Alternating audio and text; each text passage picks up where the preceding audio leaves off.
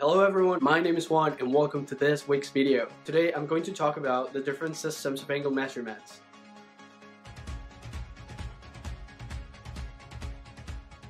So there are two different systems of angle measurements. One's called the sexagesimal and the other one is called the circular system. In this chart, we're going to see some of the differences between the two systems. In the sexagesimal system, angles are measured in degrees. Half a rotation, so this would be half a rotation, would be 180 degrees. And a complete rotation would be 360 degrees. Now, in the circular system, angles are measured in radians. Half a rotation would be pi radians, and a complete rotation would be 2 pi radians. Understanding degrees is very easy. We can take a cake and divide it in 360 parts, and each one of those parts is going to have an angle of 1 degree. However, radians are a little bit more complicated. I know that some of you may be asking yourselves, excuse me, I don't know what a radian is. Now, I have the answer to that question. So a radian is the angle subtended at the center of a circle by an arc whose length is equal to its radius. In other words, let's imagine we have a circle with a radius r, as the one that I drew here.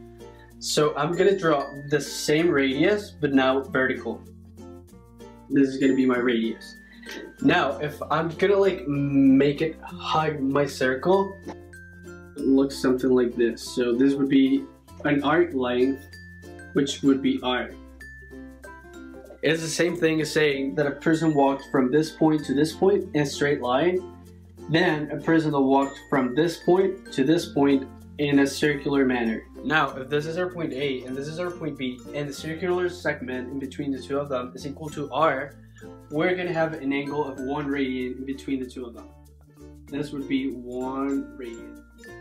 Now, as I told you before, half a cycle is equal to pi. And chances are you've heard of pi before. You know that pi is an irrational number whose value is around 3.141592.6 blah blah blah blah blah blah. Now I know what your next question is going to be.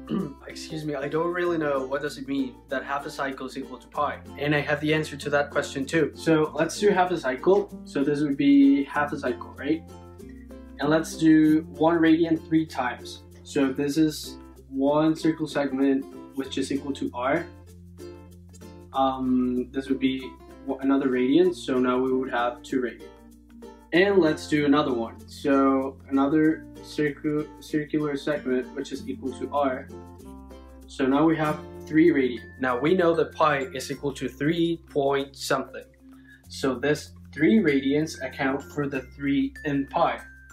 And this 14, 15, 90, blah, blah, blah, blah, blah, blah, is going to account for this small radian. So 3.14, 15, 92, blah, blah, blah, blah, blah, blah, radians.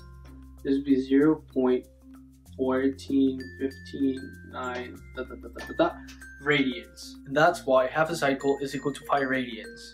Finally, we're going to spend some time talking about the conversion between angle systems. And chances are you're going to have to memorize some rules. And the following tip is going to make your life so much easier because you won't have to memorize any rules.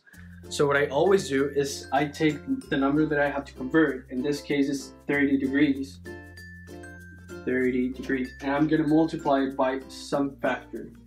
And what I'm going to put in the bottom part of that factor is a number whose units are the same as the units that I want to cancel out, right? So I don't want my number in degrees, I want it in radians. If I know that 180 degrees are pi radians,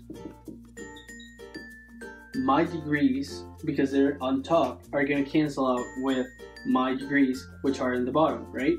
So degrees and degrees are going to cancel out, and my answer is going to be in radians. So we can do our calculations. I know that this 0 will cancel out with this 0, and this 3 will divide this 18 in 6.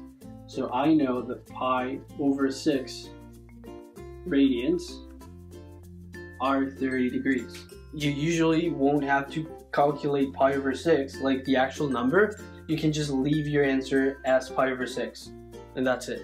We're going to do the exact same thing with our second example. So I'm just going to again take my number, pi over 5 radians, and I'm going to multiply it by some factor, right? So I want to cancel out my radians, so the number that I'm going to put in the bottom is going to be in radians. If I know that pi radians are equal to 180 degrees, my radians will cancel out with my radians. This pi on top is going to cancel out with this pi in the bottom. This 5 will cancel out with this 180, which is going to give me 36. So again, multiply everything in top and divide by everything in the bottom. So 1 times 36 is just 36, and we divide it by 1 because we just get 1 in the bottom. We don't have, like, all of my terms cancel out.